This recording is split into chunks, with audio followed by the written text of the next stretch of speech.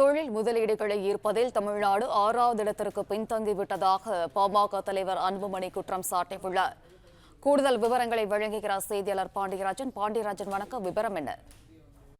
பாமக தலைவர் அன்புமணி அவருடைய சமூக வலைதள பக்கத்தில் குறிப்பிட்டிருப்பது, முதலீட்டு உறுதிமொழிகளை ஈர்ப்பதில் தமிழ்நாடு 6ஆம் இடம் பிடித்திருக்கிறது என விமர்சனம் செய்திருக்கிறார்.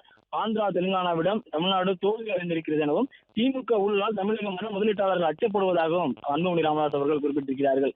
2025ஆம் ஆண்டின் ஏப்ரல் மாதம் முதல் டிசம்பர் மாதம் வரையிலான 9 மாதங்களில் அரசு மற்றும் தனியார் முதலீடுகளுக்கான உறுதிமொழிகளை ஈர்ப்பதில் முதல் 5 மாநிலங்களின் பட்டியலில் தமிழ்நாடு இடம்பெறவில்லை என அன்புமணி ராமதாஸ் குறிப்பிட்டிருக்கிறார். இந்த பட்டியலில் ஆந்திரம் 25.30% முதலீட்டு உறுதிமொழிகளுடன் முதலிடத்தை பிடித்துள்ள நிலையில் தமிழ்நாடு வெறும் 4.9% முதலீட்டு உறுதிமொழிகளுடன் 6ஆம் இடத்திற்கு தள்ளப்பட்டுள்ளதாகவும் அன்புமணி ராமதாஸ் அதனை சுட்டிக்காட்டியிருக்கிறார்.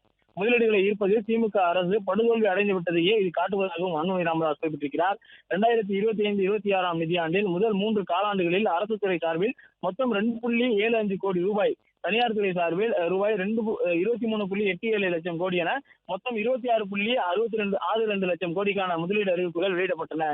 இந்த முதலீடுகள் அடுத்து வரும் பல ஆண்டுகளில் அரசு மற்றும் தனியார் நிறுவனங்களில் செய்யப்படும். ஒவ்வொரு மாநிலமும் எந்த அளவுக்கு முதலீடுகள் இருக்கின்றனவோ அந்த அளவுக்கு மாநிலத்தின் முதலீடுக்கு சாதகமான சூழல் நிலவுவதாக பொருளாகும்.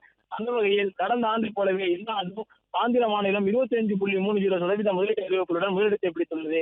கடந்த ஆண்டு இதே காலத்தில் அறிவிக்கப்பட்ட முதலீடுகளை விட 2.74 லட்சம் கோடி ரூபாய் முதலீடுகளை கூடுதலாக ஈர்த்திருக்கிறது. ஆந்திரத்தை தொடர்ந்து ஒடிசா, மராட்டியம், தெலுங்கானா, குஜராத் ஆகியவற்றின் முதலீட்டு ஈர்ப்புகளை ஈர்ப்பதன் மூலம் அடுத்த 4 இடங்களை பிடித்திருக்கின்றன. தமிழ்நாட்டால் 6ஆம் இடத்தை மட்டுமே பிரிக்க முடிந்திருக்கிறது என அன்புமணி ராமதாஸ் அவருடைய சமூக வலைதள பதிவில் குறிப்பிட்டிருக்கிறார். தமிழ்நாட்டில் முதலீடு செய்ய வேண்டும் என்று ஏதேனும் நிறுவனங்கள் விரும்பினால் மொத்த முதலீட்டில் கணிசமான பகுதியை ஆட்சியாளர்களுக்கு கையெழுத்தாக தர வேண்டியிருப்பதாக குற்றச்சாட்டுகள் எழுந்துள்ளன எனவும் அன்புமணி ராமதாஸ் விமர்சனம் செய்திருக்கிறார்.